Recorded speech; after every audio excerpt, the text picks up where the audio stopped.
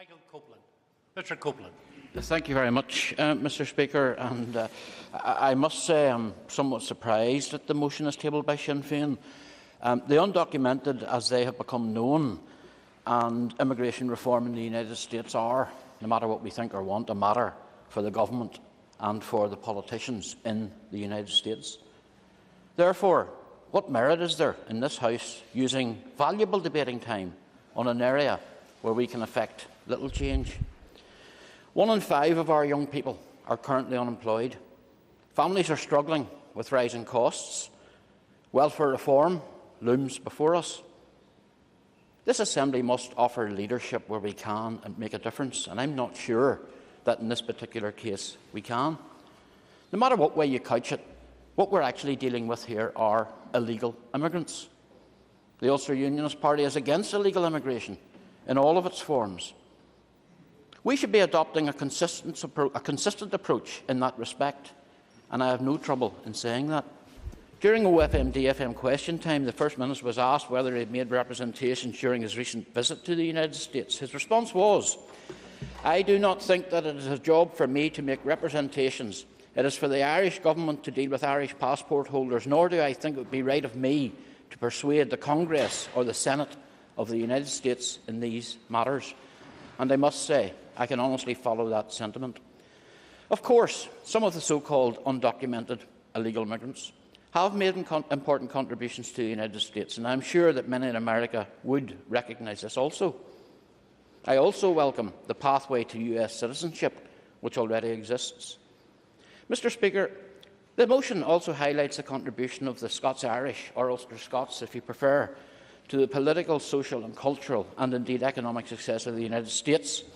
And this has been particularly evident through 17 of the 43 American presidents who were of Ulster ancestry, and the Ulster Unionist Party is proud of that. Indeed, I am shortly to meet the American consul to discuss large numbers of people who now find themselves disbarred from a holiday in Disneyland because of previous criminal offences allegedly committed over the last 30 or 40 years.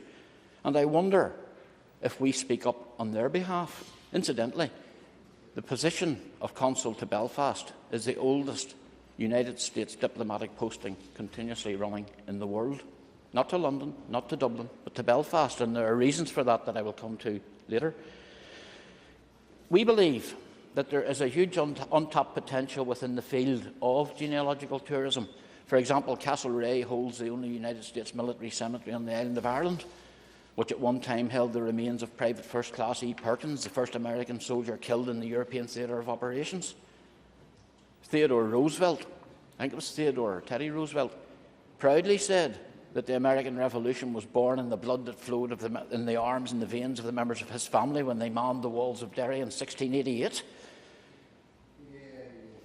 which is a big statement. However, as I have outlined, the merits of this motion are, in my view, questionable. I don't think they're relevant to us, and I do not see how this Assembly can play any part in influencing the immigration reform of the United States. Having said that, we must appreciate the help of Richard Haas to help facilitate some of our own solutions. I am not quite so sure that the US are quite so keen on a reciprocal arrangement for our help in framing their immigration policy.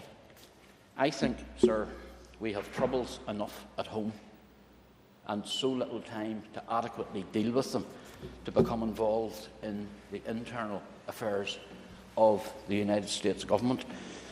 America was once famous for a very large statue in the entrance to New York, a statue called the Statue of Liberty. Its proper name is the Statue of Liberty and Freemasonry, which is not widely known. Send us your huddled masses. Send us your huddled masses. But please, make them go through the process, make them go through the law, and make them abide by the law in exactly the same way as everybody else has been required to do. Thank you.